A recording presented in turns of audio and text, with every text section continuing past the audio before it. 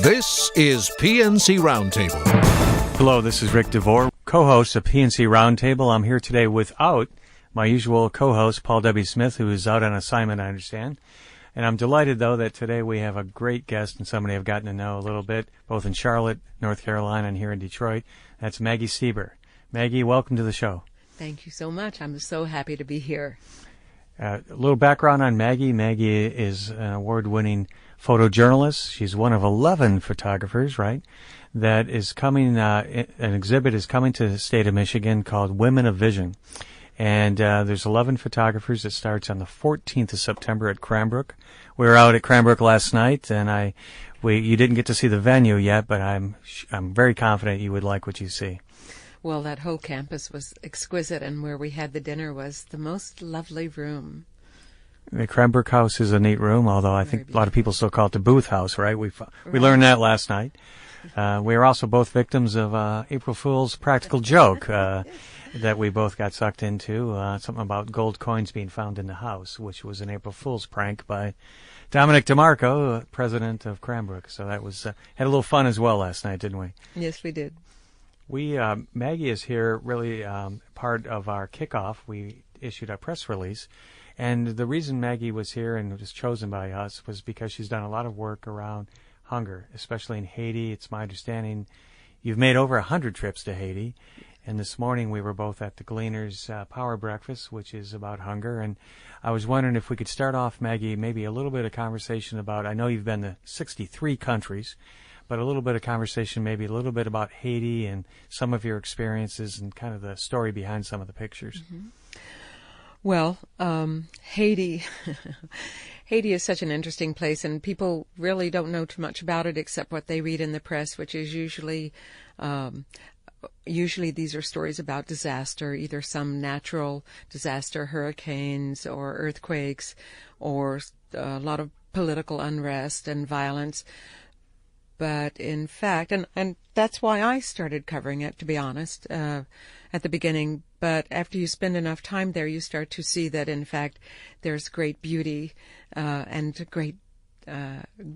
great surprises, and a country that's very beautiful, very mountainous. But I think one of the most startling things that most people don't know about Haiti is that it is a country that had the only successful slave revolt in the history of the world. And this is a very, very important thing because it happened at a time when the world economy rotated on the backs of slaves. And slavery made all of the colonial powers very wealthy. And in fact, Haiti was the richest colony in the French crown of colonies. And so many things were made possible, but there was a lot of cruelty. In fact, indescribable things happened to the enslaved Africans in all parts of the Caribbean. If you ever read the history of sugar in the Caribbean, you would be ashamed, actually, to be a human being, because the things that were done to these people were monstrous. But I've discovered more and more that there is this great power and people of great character in Haiti. There is terrible poverty. There's a lot of hunger. There was a statistic from the UN not too long ago that said that half of the children in Haiti die before the age of 5 from malnutrition. Half. And so that's a very powerful thing. And the other thing I wanted to say about Haiti, and this is a sort of a personal thing, I've almost been killed in Haiti several times covering events, but I'm not the only journalist that happens to. And yet one goes back because I have this sensibility about it that Haiti chooses you. Haiti is a very powerful place. It's very haunted. It's very powerful. And it reminds me a lot of Africa, where I lived for a couple of years and I really loved and missed. But I think Haiti chooses you because, even though I don't want to sound mystical, but I think it's because you have lessons to learn and you keep going back until you finish learning them, I suppose. I haven't finished learning them, I think, so I'm still going back, but it's a mesmerizing, powerful place with remarkable people. I was fascinated last night. You brought this up, and I always love when I learn something, but if you could maybe describe to the listeners a little bit about the practice of voodoo and why that's so important in Haiti. I must admit I did not know that. Oh, I'm so happy to have an opportunity to talk about voodoo, because that's another thing that people have condemned. Right. So what is powerful about voodoo is this. First of all, voodoo is just the religion that the Africans brought with them. You find this in many New World countries, in Brazil, in Mexico, in Haiti. So there are all of these Afro-based religions. But when the enslaved Africans were brought to the New World, in the case of Haiti, the French forced Catholicism on them. So what the Haitians, or what the slaves did, was they took the dress, so to speak, of the saint that most closely resembled an African god. For example, the Holy Virgin in the Catholic religion is the goddess of love in Haitian voodoo. Her name is Erzulie. There's several goddesses of love. And you'll often see Erzulie, the goddess of love, depicted as the Holy Virgin. But that's because there's a lot of Catholic iconography in voodoo. And it was a way for the slaves to practice voodoo without being punished further. But the single most important and interesting fact about voodoo is that it was the one thing that the French slave masters allowed the Africans to retain of their culture. And in voodoo you have a lot of drumming. And of course what happened was that during the voodoo ceremonies, the slaves would drum to each other from one plantation to the next, and this is how they planned their revolution. And so voodoo is a very, very important part of Haitian history, and it's why it still exists today. It's very much a part of the fabric of Haiti and of being Haitian and of Haitian history in a way that a lot of people don't understand, and I think make some very simplistic proclamations about. If they realized the importance of it, I think they would think about it in a different way. Mm-hmm. It's one of the things they have to hang on to, right? Yes. When you look at it. Yes. Now, I know you're based in Miami. Yes. And poverty and hunger have no borders. And if you could maybe share with the group a little bit. You're based now in Miami. It's not like you've lived there your whole life, but maybe the last 14 years. Could you maybe explain for our listeners a little bit about some of the pieces of work you've done? I know you followed a family for 4 years in a row, but kind of hunger comes to America, so to speak, and it's everywhere. It's here in Detroit as well, as we talked about this morning. But if you could just tell the listeners a little bit about some of how you follow families, and I think there's a misconception, maybe I'm included, that you go take a picture and you run out and you're gone. And I think what I really have appreciated as I've gotten to know you is just how much effort it takes to get a certain shot. It's just not like you whip out your camera and start shooting and take off. Well, that's true, because just for any photographer who's trying to make a career, and I have a lot of young photographers ask me this, how do you get started? Well, you get started by doing a project, and doing a project means you spend time. I discovered this family, the Trody family, a mixed-race family, because they had been ousted from their house. It had been foreclosed, and this was a house in a very poor neighborhood. You know that once they were thrown out, it was probably going to become a crack house, and it would deteriorate further. And so with the help of some community organizations, they moved back into their house illegally. And they managed to stay there another 3 or 4 years. But I was so fascinated by them. They were such a fine family. You know, just because people are poor doesn't mean that they're not rich in other ways. Mm-hmm. And I've found, working all over the world, that it's the poorest people who are also the most generous. They'll give you the last crumb of bread, and they'll welcome you in, and they're amazing in that way. Humbling. It's always an humbling experience to meet them.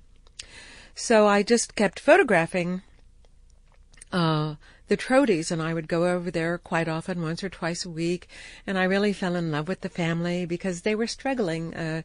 Mary Trodie, who was the matriarch of the family, was the only one who had a job, and there were a lot of children and then grandchildren, and they really just ate from day to day. There were not any, there was no food in the refrigerator. I have a picture that I took of their Christmas dinner on the stove, which is so minimum. It's just crazy. And to be honest, sometimes I would take food to them because I think when you become involved with people, you become involved with their lives. And a lot of photographers don't agree with this, but I think we take a picture, and I think it's very important to leave something behind, to keep somehow, keep it all even. Mm-hmm. But here's the wonderful thing is that the life of a photographer is very privileged in this sense, that people let us come into their lives and spend time with them. And it's through spending that time that we are able to capture photographs that are very, very intimate and sometimes really illustrate the pain and the suffering and then the courage that families have in going through these things that are great challenges for them. So, yes, you're right. You don't just go in and take a picture. You have to spend a lot of time. You have to win their confidence. Right. You have to be empathetic. Sometimes you have to sit at that kitchen table, as I explained, and weep with somebody before you're privileged enough to really be able to interpret their lives in a photographic manner. Mm-hmm. Obviously, there's always two stories to these photos, in my opinion. There's the story of what the subject matter is. What I found usually more fascinating is the story behind getting the photos. And speaking of that, this exhibit, just for our listeners again, is a 6-city tour. PNC Bank is sponsoring this in 6 cities. It'll be here September 14th of this year at Cranbrook at the Science Center. But one of our reasons, as I've articulated to you, we have kind of a 3-pronged approach of why this was important. First and foremost, the arts. But really, just as important is the title of this is somewhat of a metaphor of something we take very seriously at PNC, Women of Vision, Women in Business. As you heard me say, 57% of the people attending college today are females. And if you want to look at the new economy, you have to make sure that you embrace the differences between male and female and support women in business. And then the third part of this is outreach. And so one of the things that I think you get a lot of questions about, and that is, I know you came, I think you were going to be a French teacher at one time, I think you told me, yes. Is how you get started in photography, and how do we get at this issue of sometimes I think people think it's a profession for wealthier people, and what can we do about getting more people involved at an earlier age? Well, that was a long question. Yes, I'm trying to remember now. Part of it was how you got started. Okay. Well, it's not actually a very interesting story, but I was studying French. I was going to be a high school French teacher in Texas, where nobody wants to learn French. But and I worked my way through school. That's how I got my education. So I didn't always have a lot of time to do all the very challenging French homework. But a friend of mine was studying photography, and she would come home with photographs, that she had taken and made in the dark room, and it just always seemed so magical to me. So I took a photo course, and that was it. I was bitten. And so I used to, the first kinds of pictures I used to take were sort of like stills from horror movies, because I really loved horror movies. They weren't journalistic at all. But I think what I love about photography is that it gives you a forum to use your imagination. Mm-hmm. And it gives you a way to see the world in a new way. So I worked my way through school, and I graduated, and I heard that there was a a job available at a little paper in Galveston, Texas. And I went to school in Austin, Texas, where I grew up. And so it was for a reporter photographer. So I drove down there, and I went for an interview, and the managing editor said, well, you know, you really wasted your time driving down here because, well, we like your pictures and everything, and it looks like you can write, but this position is a night position, and we would only hire men for it because you have to drive to different little towns to do the police reports and do this and do that, and, you know, something could happen to your car and you could be kidnapped or any other number of things. And I said, well, may I ask you if you've hired either of these two candidates that you're thinking of? And he said no. And I said, would you wait 24 hours before you hire them? And he kind of looked at me and he said, well, yeah, we weren't going to hire them right away. And I said, okay, I'm going to be back here tomorrow morning at 9 o'clock with something to show you. So I went out into Galveston, where I had never been before. And it happens that there's a medical school there. And I just, you know, I went to the local coffee shop. I started asking around, what's going on here? Is there something interesting? You know, is there a big controversy? Or what do you think is there a big issue? Or is there somebody, you know, something going on?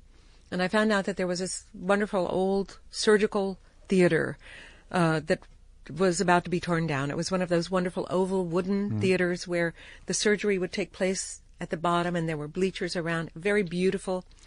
And there was a big controversy because the university wanted to tear it down, but the townspeople didn't want it to be torn down because it was beautiful.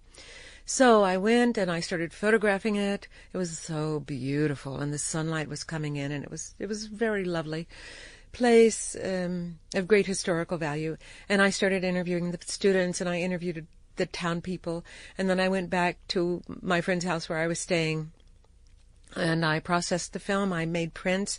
I stayed up all night writing the story. And at 9 o'clock the next morning, I went to see that managing editor, and I laid on his desk about 12 photographs and a story I had written.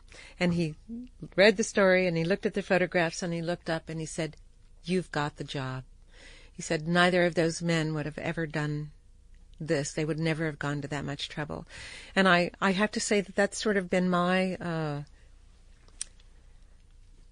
philosophy, is just to never say die, that there's always a chance that something can happen if you just stick with it. And I think that's a really important message for young people, especially people who are coming out of universities now when there are fewer jobs. And, you know, how are you going to set yourself apart? Right. And so you have to find ways to play on the best parts of yourself, but also just to have determination and understand that you might go somewhere, you might go to 12 companies for a job. If you can just go to the 13th one, sometimes that's the one, and that's the one you were meant to work for. But you have to have true grit, and you have to have faith in yourself and not give up. And, you know, you touched upon a big issue, which is this female-male, and but give the readers and the listeners a little bit of flavor for maybe opportunities that you think you can get because you are female versus male. I know there's a piece in here that there's a woman that's expecting in Afghanistan, and 2 photographers got that shot. I'm not sure a male could have walked up and gotten that done. That might be one example. And I'm talking for the folks watching online. This is the Women of Vision book. It's, in my mind, kind of a masterpiece. And we'll talk about the cover in a little bit. But could you give the listeners a little idea of maybe some things that you've had the privilege to do, probably a male maybe can't get into or get that shot or get that access? Well, we've discussed this a lot in regards to this book, why women, and there's always this great debate about whether you can tell whether a photograph is made by a man or a woman, and I think most women agree that, well, almost every photographer agrees that you can't really tell. I mean, there's a lot of very sensitive men who could get into some of the situations that we get into, but here's the great thing. First of all, I love being a woman. I'm so happy I'm a woman. But men are pretty great too. But I'm a woman, and so I'm not changing it. But I think we are less threatening. We are regarded as less threatening. And I mean, in some ways, that's sort of a throwback to this idea that men were more important than women, or men were the leaders and women were the followers, or, men were the hunters and gatherers and we were the ones who stayed home and had babies and things like that. But the world has changed a great deal. And, for example, I think a lot of these pictures are pictures that maybe only those women could have made. Mm-hmm. And part of it is because women are interested in women's issues. And a lot of the pictures and stories that these 11 women of vision have done are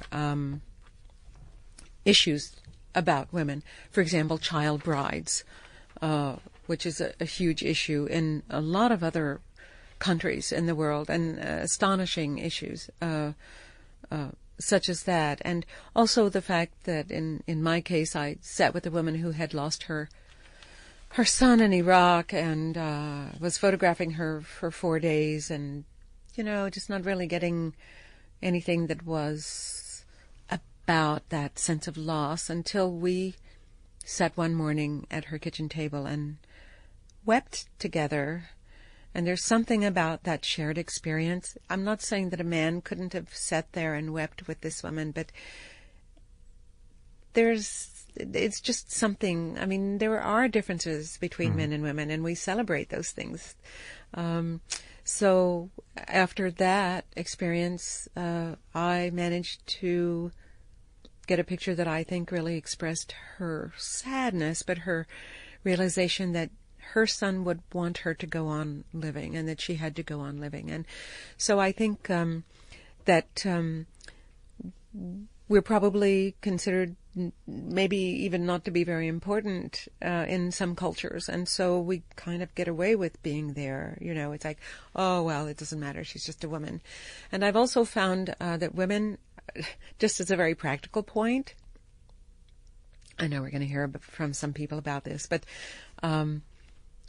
I carry very little gear. It depends on where I'm going. But, for example, if I'm walking through the slums of Haiti, I have to remember that there are people there who haven't eaten.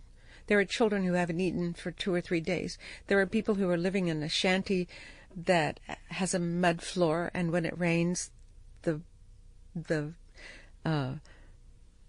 it rains, the slum floods and the water comes up to the top of the bed, and the rats jump on the bed with the children. I mean, these are horrible conditions. There are rivers of all kinds of unspeakable things that run through the slums. And so you have to remember that's where you are, and you don't go in like a walking camera store. I always go in with one little camera.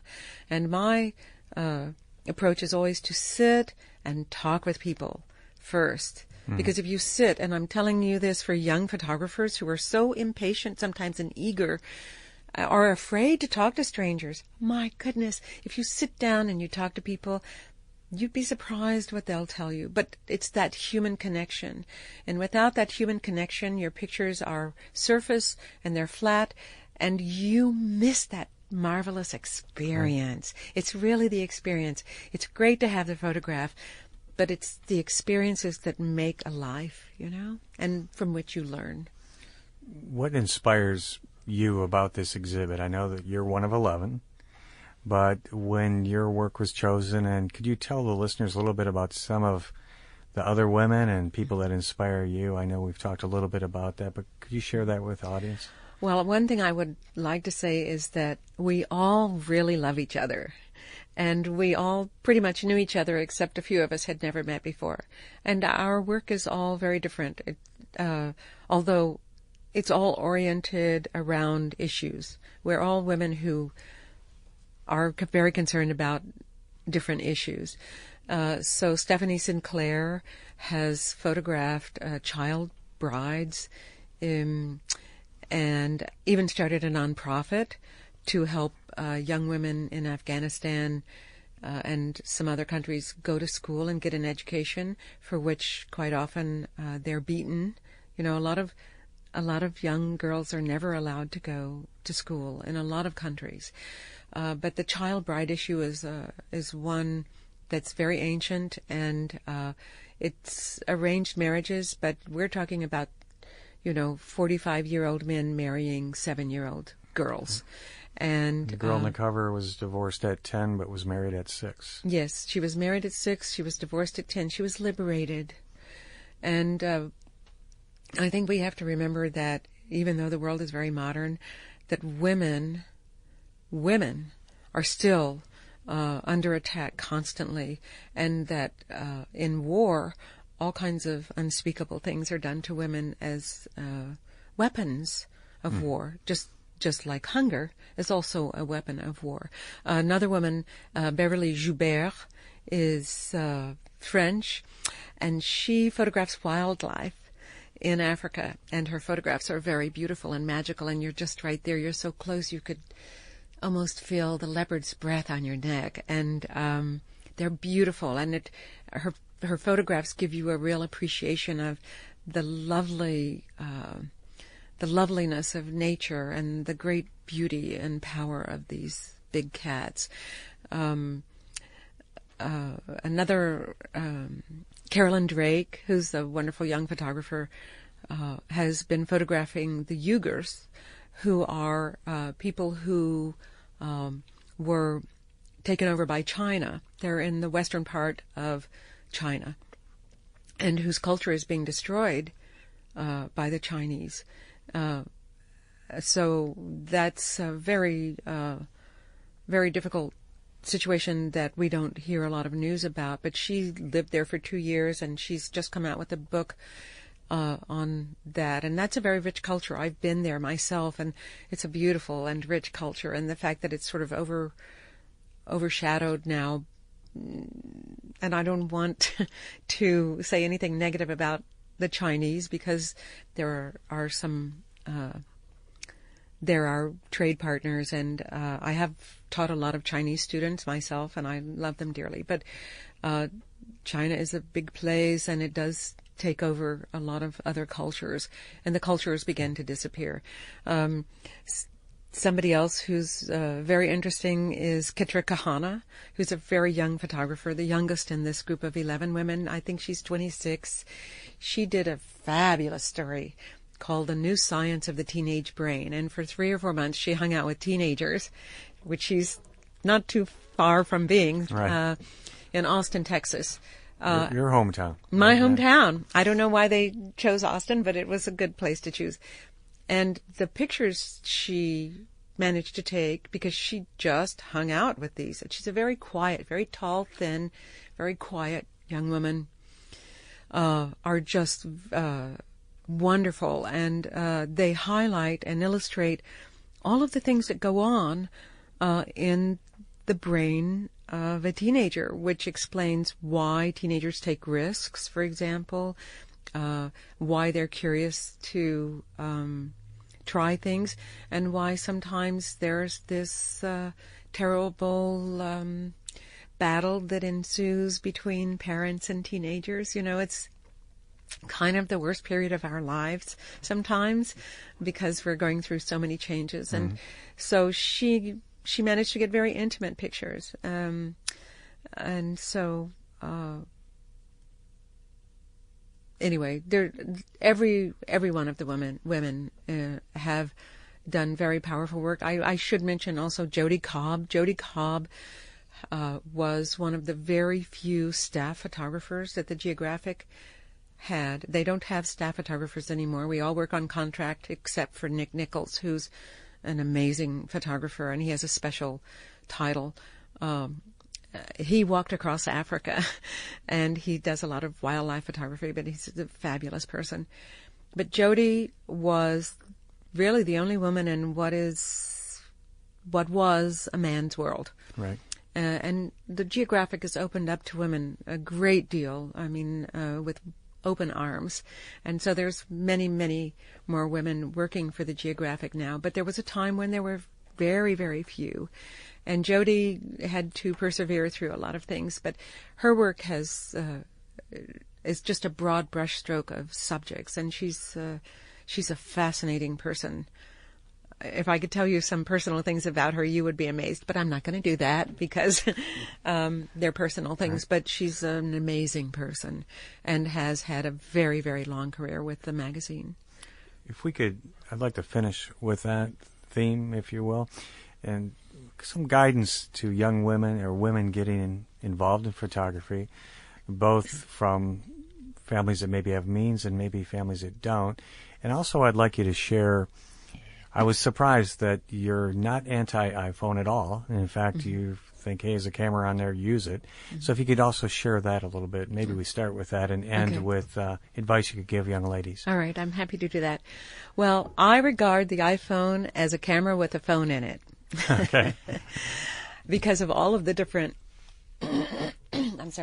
because of all of the different applications that you can use. And the reason that I think it's perfectly legitimate is, first of all, almost everybody, even Haitian peasants now, have these smartphones because there's a Haitian phone company that made them affordable.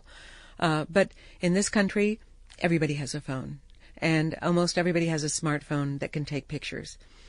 And people are not as threatened by these phones as they are by somebody lifting a camera to their face.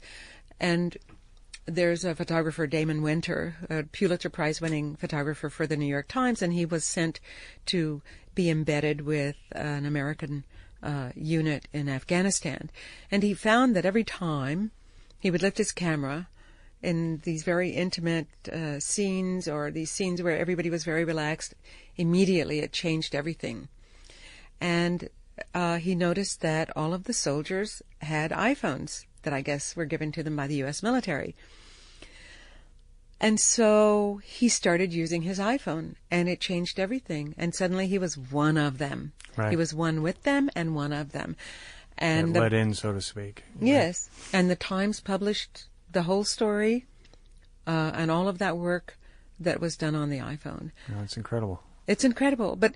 And so all of that to say, these more formal cameras, which I use to take pictures, are wonderful machines, and we, those of us who are photographers and are enthusiasts, photo enthusiasts, love them.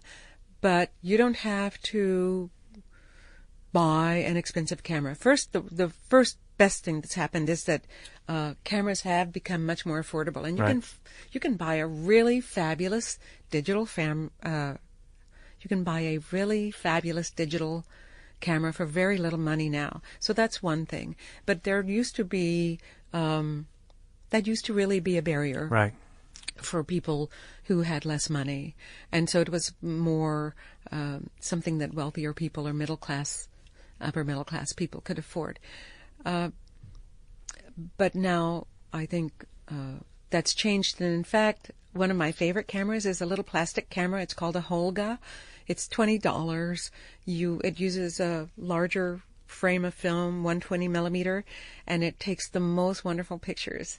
And you're not quite sure what you're going to get, but that's part of the surprise.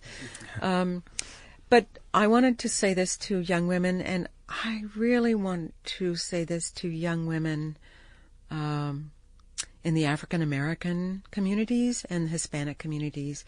We need your voice. We need your voice so badly because your experience is different, your culture is different, what you see, what you hear, your lives and the way that your families live their lives are filled with cultures and histories that are very important. And I think we can learn a lot from you.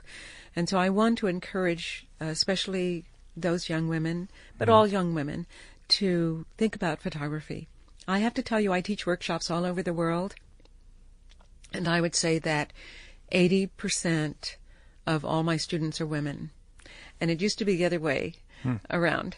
And now I'm teaching 2 classes right now at the University of Miami, and in both of those classes I have 1 male student, and the rest are women. And I don't know if it's because women love to tell stories, but I do think that they see the world in a different way. And what photography teaches us is to see the world in a different way. Right. So I encourage young women to really think about this. It doesn't matter if you're going to be a professional photographer or not, but go out there and use the camera to explore and think about what you want to photograph and what you want to say, but understand if you want to be a photographer, you really can't be like a little butterfly lighting here and lighting here and lighting here and taking a picture of this and that and the other. You have to concentrate on one thing. Tell me a story. It could be a story about the 91-year-old lady up the street who lives all by herself. Right. It could be something in your neighborhood, So that's what it's about. It's visual storytelling. And if you can do a project that's 20 or 30 really wonderful pictures, that's what gets your foot in the door of National Geographic magazine. Okay. I want to thank you, Maggie. I could talk to you all day. I appreciate you being the guest. Next time, we'll have Paul W. back here on another installment of the PNC Roundtable. Again, this is Ric DeVore signing off for both myself and Paul W. Smith. Thank you. Thank you so much for inviting me.